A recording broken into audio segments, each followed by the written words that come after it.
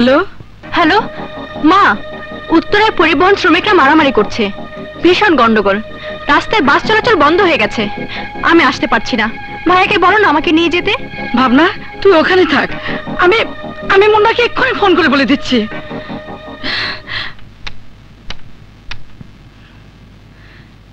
কি মুশকিল, মুন্নার mobile line পাচ্ছি না কেন? খালাম্মা, মুন্না আছে? না বাবা, ওকে ফোন করেও লাইন পাচ্ছি না। আমি অনেকক্ষণ চেষ্টা করে লাইন পাচ্ছি না, তাই সোজা বাসায় চলে এলাম। বাবা নয়ন, তুমি উত্তরা বুটিক সেন্টার থেকে ভাবনাকে একটু নিয়ে এসো। ভাবনা তো একাই যাওয়া আসা করে। হ্যাঁ করে, কিন্তু আজ পরিবহন শ্রমিকরা নাকি ওখানে মারামারি করছে, কোনো গাড়ি চলাচল করছে না। যাও বাবা, তুমি একটু ভাবনাকে নিয়ে এসো। কি ভাবছো? যাও বাবা, যাও।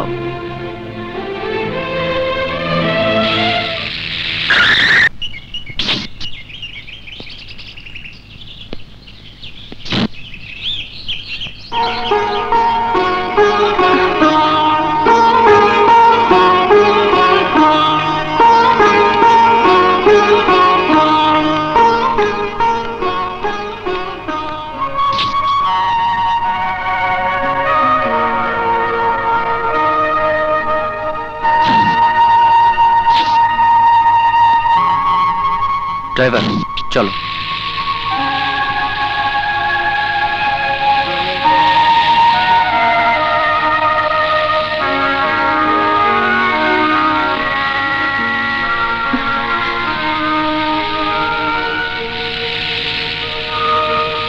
ড্রাইভার গাড়ি থামাও।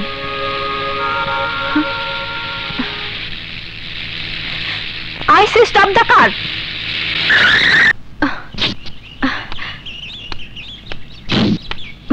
নামুন, নামুন, আমার সাথে চলুন, আসুন। কি আশ্চর্য, কি হয়েছে আপনার?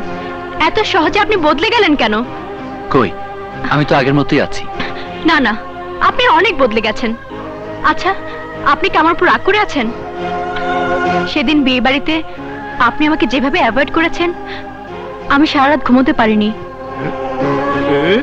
আমার ভাবতে অবাক লাগছে, দুদিন আগেও আপনি আমার জন্য এদিক ওদিক ছুটে বেরিয়েছেন, এখন এমন কি হলো যে আপনি আমার মুখের দিকে তাকাতে পারছেন না?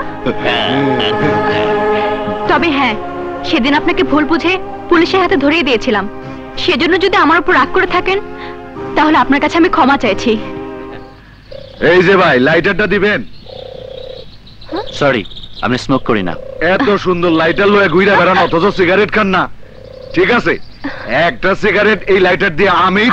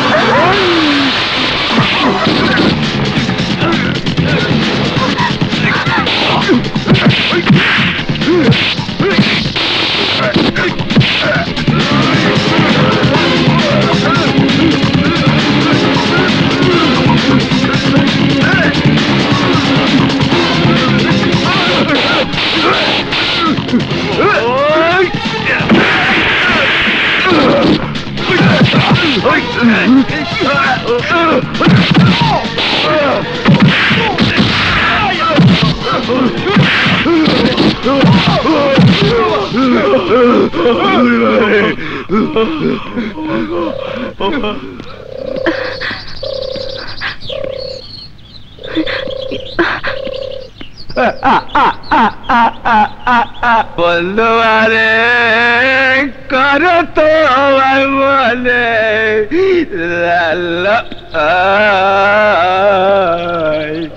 বন্ধু আরে করো তো আমার মনে